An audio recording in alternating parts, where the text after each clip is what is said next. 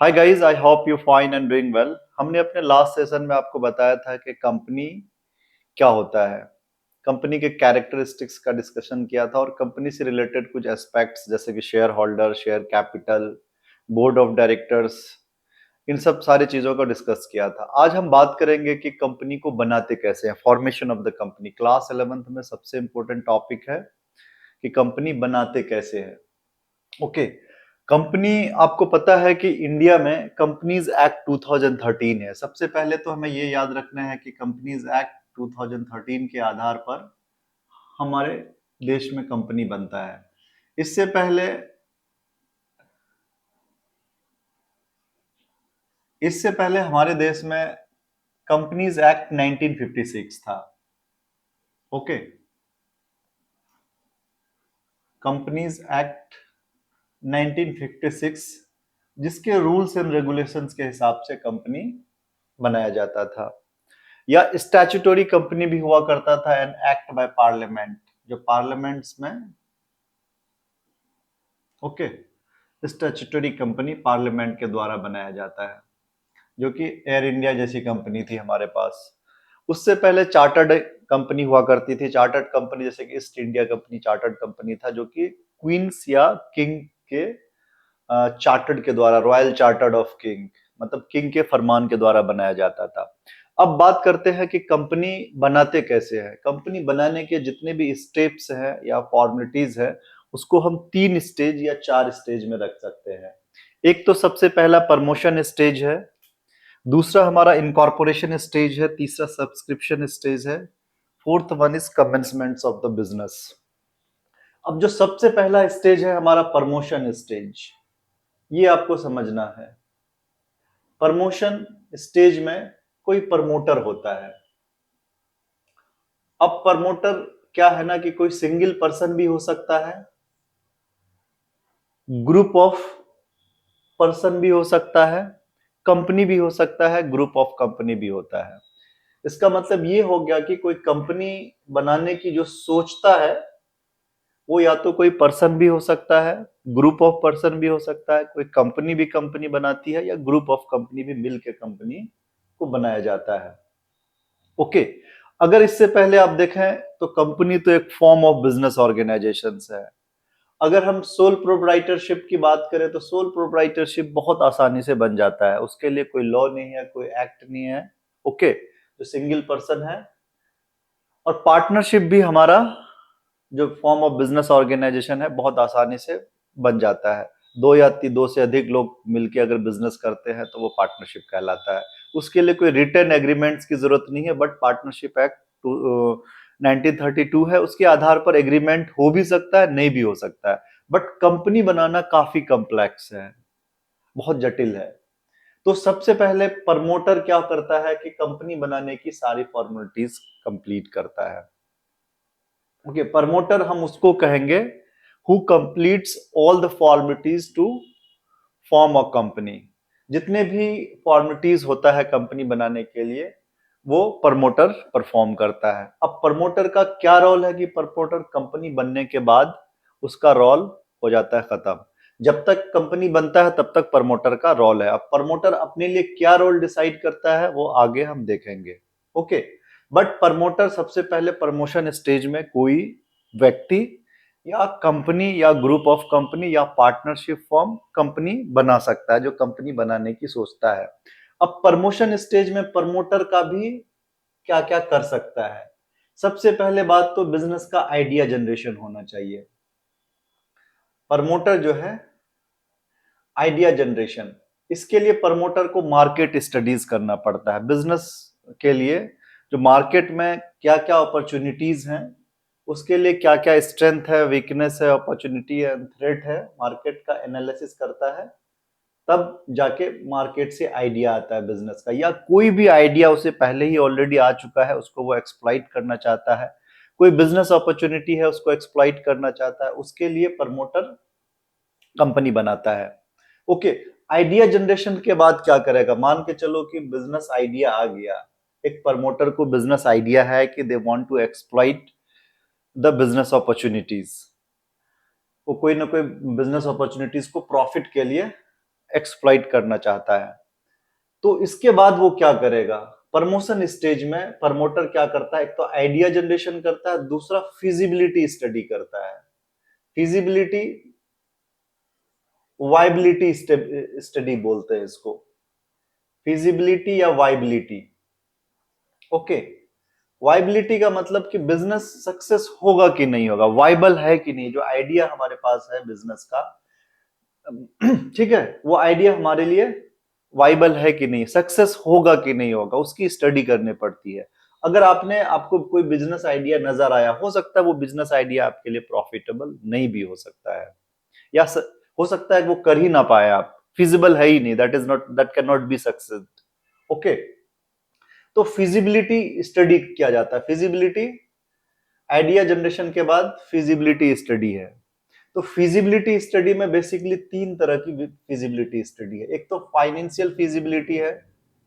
Financial feasibility में promoter ये देखता है कि हम उतना फंड रेज कर पाएंगे कि नहीं कर पाएंगे, बिजनेस के लिए जो अपॉर्चुनिटीज है।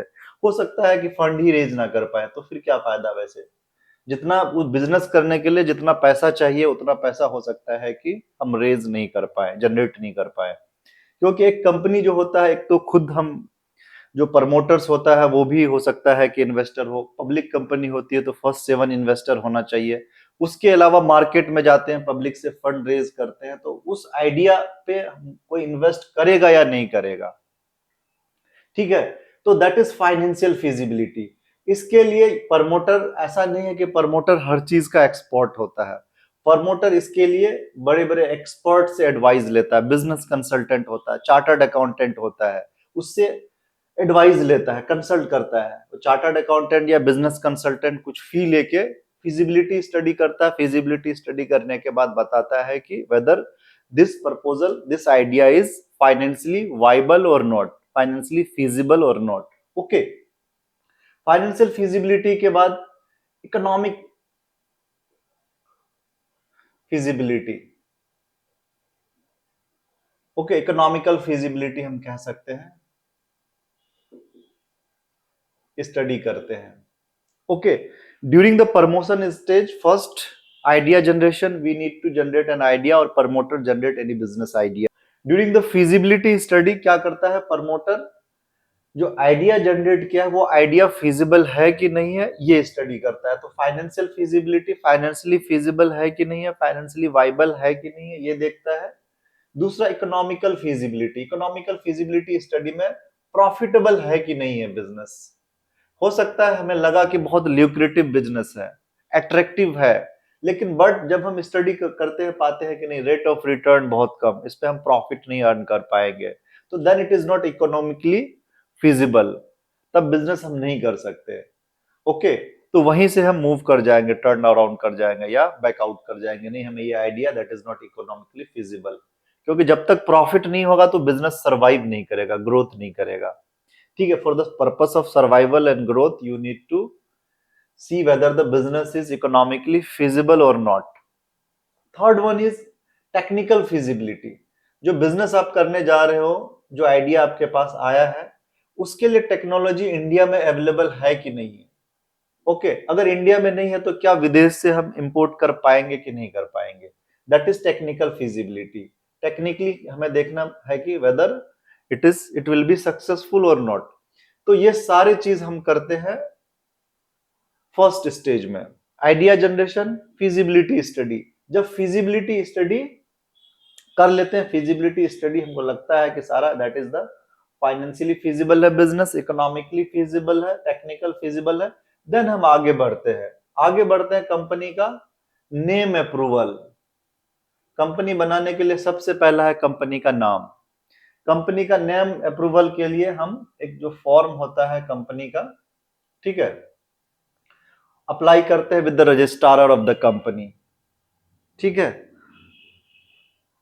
क्योंकि नेम कोई किसी दूसरे बिजनेस ऑर्गेनाइजेशन से मैच नहीं करना चाहिए।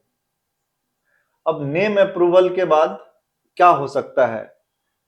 कंपनी बनाने के लिए सिर्फ नेम अप्रूव करना काफी नहीं होता। नेम अप्रूव करने के बाद जो प्रमोटर है बहुत सारे फॉर्मेलिटीज या डॉक्यूमेंट्स प्रिपेयर करता है, preparation of the documents.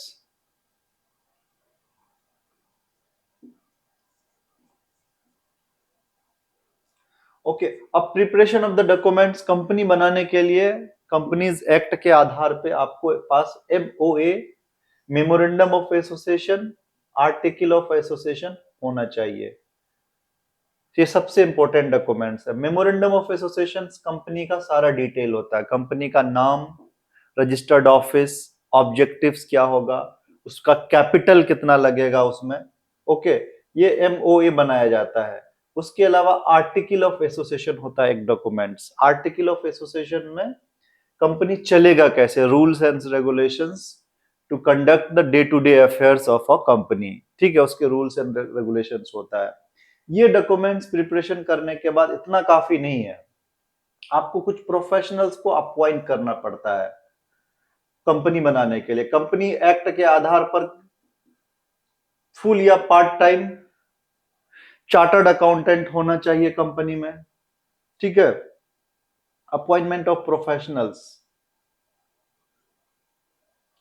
Okay, chartered accountant है, सीएस है। और जब ये मेमोरेंडम ऑफ एसोसिएशन बनता है, आपको याद रखना होगा कि दो तरह की कंपनी होती है, एक तो पब्लिक कंपनी होती है, दूसरा प्राइवेट कंपनी होती है।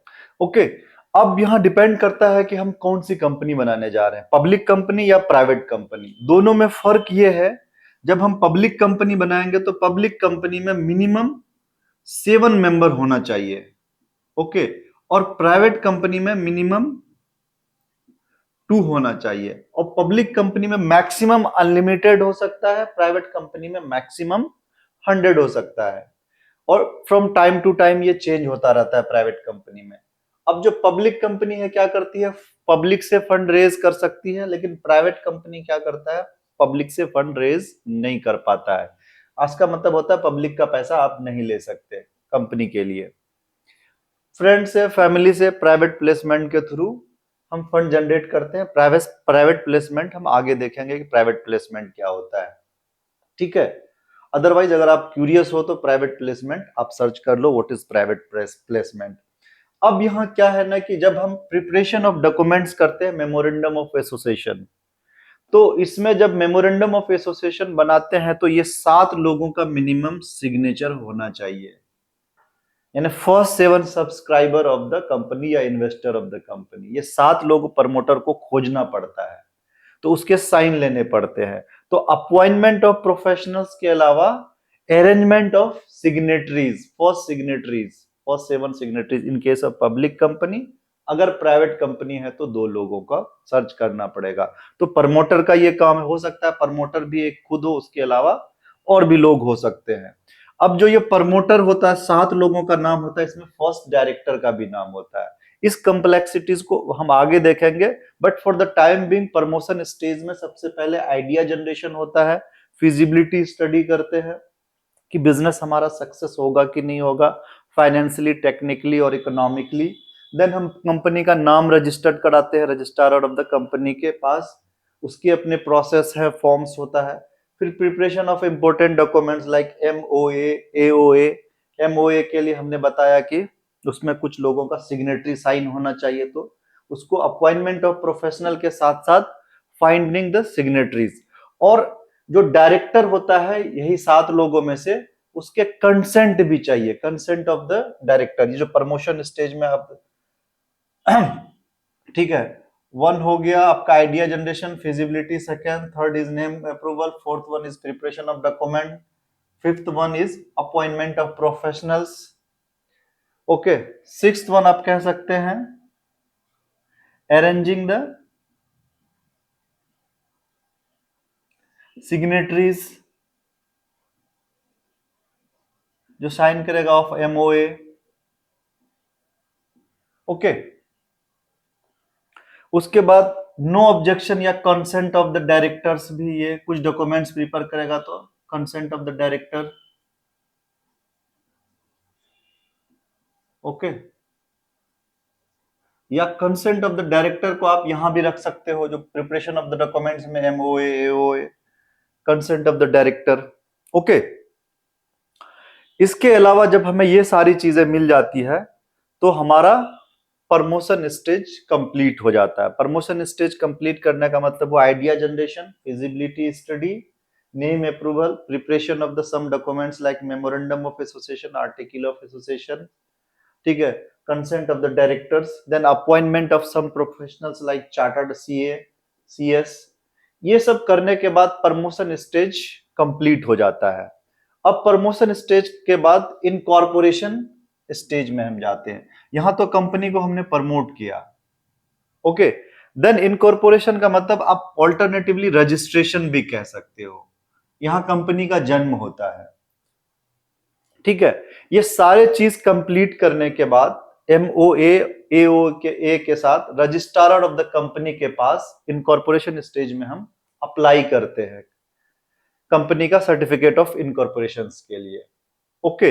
या आप कह सकते हो during the incorporation stage promoter submit the duly filled applicant with the registrar of the company for the purpose of incorporations, okay, with duly filled application along with the these documents MOA AOA consent of the directors, okay, within some specific time incorporation stage में verifications के बाद registrar of the company promoter को certificate of incorporation देता है। जो certificate of incorporation देता है तो that certificate is known as the birth certificate of a company. जिस दिन जिस वक्त दे दिया माना जाता है कि कंपनी का जन्म हुआ है, ठीक है। Now after the incorporation of the company subscription stage में क्या करती है कंपनी? फंड रेज करती है, क्योंकि कंपनी चलाने के लिए जितना रिक्वायर्ड फंड है जो MOA में लिखा होगा, ठीक है, तो फंड हमें जनरेट करना है। अब यहां फंड जनरेट के केस में अगर पब्लिक कंपनी है तो पब्लिक से जाके फंड रेज करेगी, अगर प्राइवेट कंपनी है, आपको हमने पहले ही बताया कि प्राइवेट कंपनी में मिनिमम 2 मेंबर और मैक्सिमम अप टू 100 हो सकता है, बट पब्लिक कंपनी में अनलिमिटेड मेंबर हो सकता है, मिनिमम 7, ओके। और पब्लिक कंपनी पब्लिक से फंड रेज करती है। तो यही अगर ये पब्लिक कंपनी है तो हम शेयर मार्केट में जाएंगे फंड रेज करने के लिए, अगर प्राइवेट कंपनी है तो प्राइवेट प्लेसमेंट के थ्रू हम फंड रेज करेंगे, ओके। प्राइवेट प्लेसमेंट का मतलब ये हुआ generating funds from the family, friends और pre determined investor, pre selected investor. हमने पहले ही सिलेक्ट कर रखा कि कौन कौन लोग कंपनी के इन्वेस्टर होंगे, that is called as the private placement, okay. But अगर पब्लिक कंपनी है फिर तो यहां सब्सक्रिप्शन स्टेज बहुत लंबा चलता है, क्योंकि इसको पब्लिक से after the incorporation we need to raise a fund from the public. आप कह सकते हैं कि इनकॉर्पोरेशन स्टेज के बाद पब्लिक कंपनी सब्सक्रिप्शन स्टेज में जाता है, फंड रेज करने के लिए शेयर मार्केट की तरफ मूव करना पड़ता है, ठीक है। But as of now as you are the student of class 11th, तो आपको बहुत ज्यादा डीप नहीं जाना है, बट आपको ये जानना है during the process of subscription या during the stage of subscriptions promoter और company raises fund to start business, to run the business, or if there is a public company, then fund is raised through the public. If there is a private company, then fund is raised through the private placement, okay। आप इतना कर सकते हो। Otherwise subscriptions के लिए आपको दो चीज, एक तो प्रोस्पेक्टस की जरूरत पड़ती है, ये एकदम आपको याद रखना पड़ेगा। प्रोस्पेक्टस जिस तरह से कंपनी बनाने के लिए for the purpose of incorporation we need MOA and AOA, memorandum of association, article of association, which is most important documents of a company. In case of partnership आपने पढ़ा होगा, पार्टनरशिप डीड बहुत important होता है, जो agreement between the partner in the return form, okay. Same इसी तरह company बनाने के लिए memorandum of association and article of association during the stage of incorporations, ठीक है, होता है। उसी तरह से सब्सक्रिप्शन स्टेज में हमारा प्रोस्पेक्टस बहुत इंपॉर्टेंट होता है। प्रोस्पेक्टस क्या होता है? That is the general invitations for the public to raise fund और for the general investment, sorry, prospectus is the general invitation to the public to invest in a company, ठीक है। इसमें MOA का brief detail होता है, company का objectives होता है, कंपनी का कैपिटल क्लाउज होता है और नंबर ऑफ शेयर्स और कितने का शेयर है, शेयर प्राइस। इस प्रोस्पेक्टस को, एक तो प्रोस्पेक्टस हुआ, दूसरा सेबी का अप्रूवल चाहिए होता है आपको। सब्सक्रिप्शन स्टेज में एक तो प्रोस्पेक्टस याद रखना है, ठीक है, दूसरा सेबी का अप्रूवल। अब सेबी क्या है? Securities exchange board of India. अब securities exchange board of India क्या है? कैपिटल मार्केट का रेगुलेटर। इंडिया में हर एक चीज को रेगुलेट करने के लिए रेगुलेटरी बॉडी बना हुआ है, ठीक है। जैसे मनी मार्केट को या बैंक को रेगुलेट करता है RBI, that is central bank. Insurance को इड्डा है हमारे पास, ठीक है।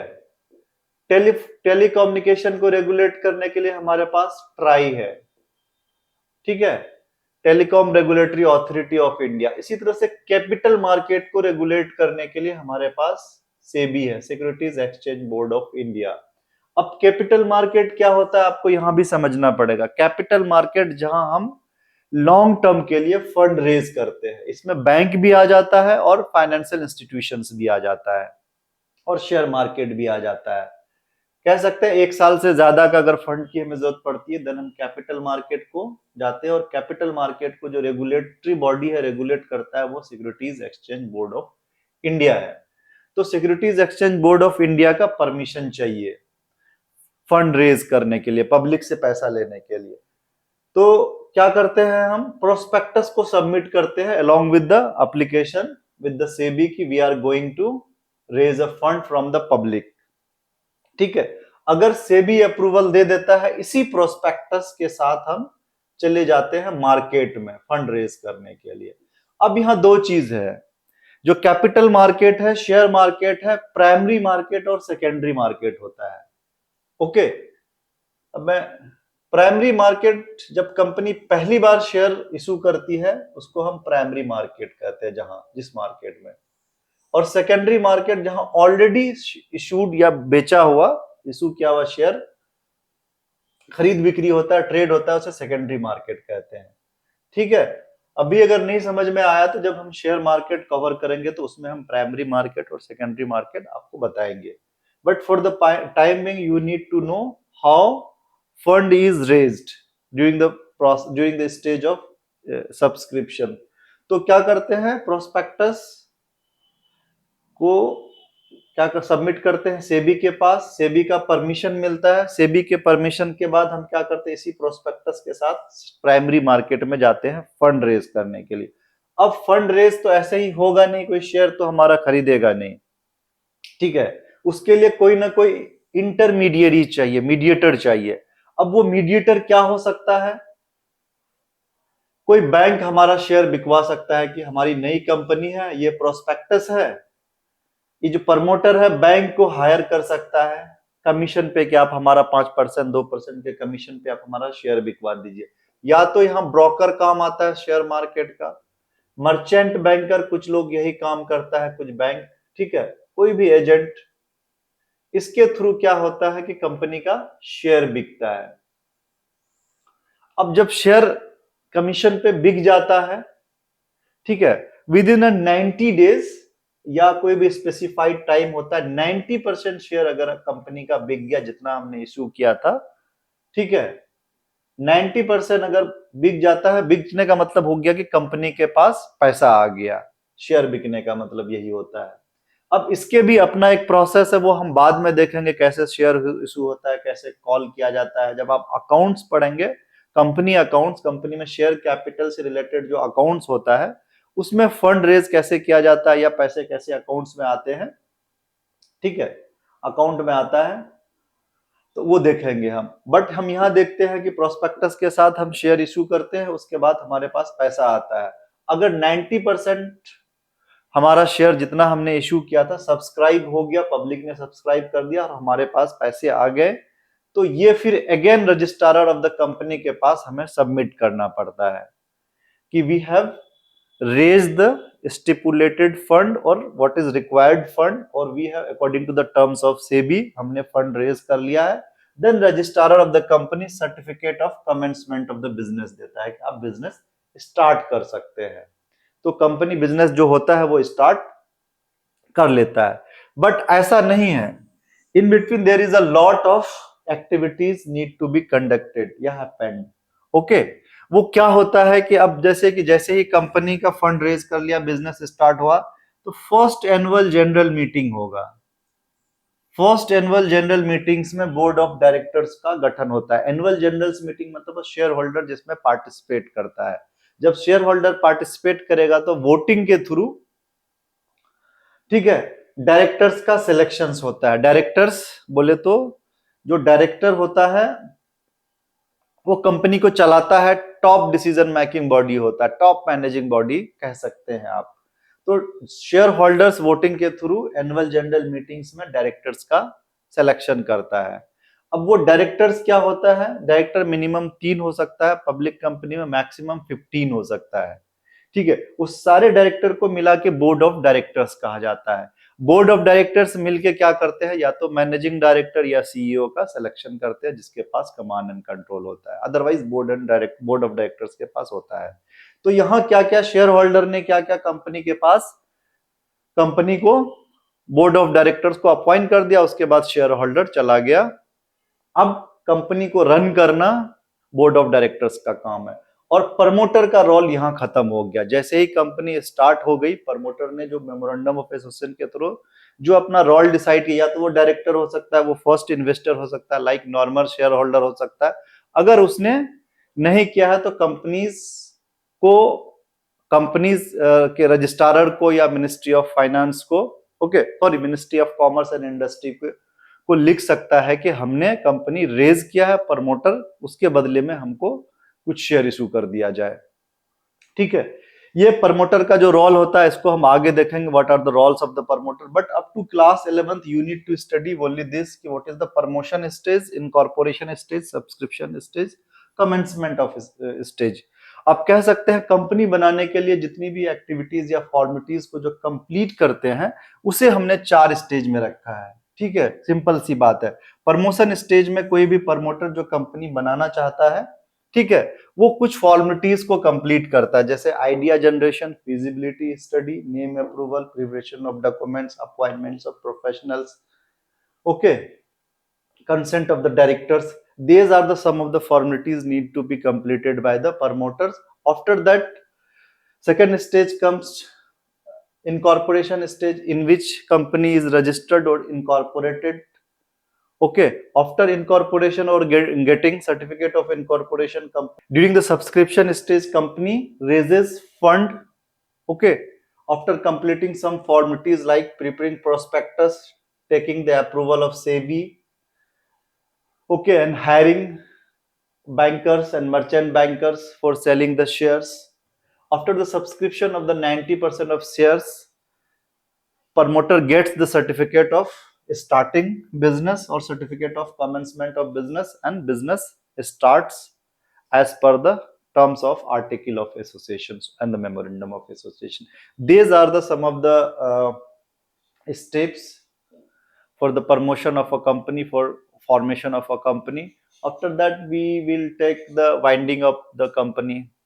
इसके बाद हम वाइंडिंग अप ले सकते हैं, या जो भी हमारे सिलेबस में हम कवर करेंगे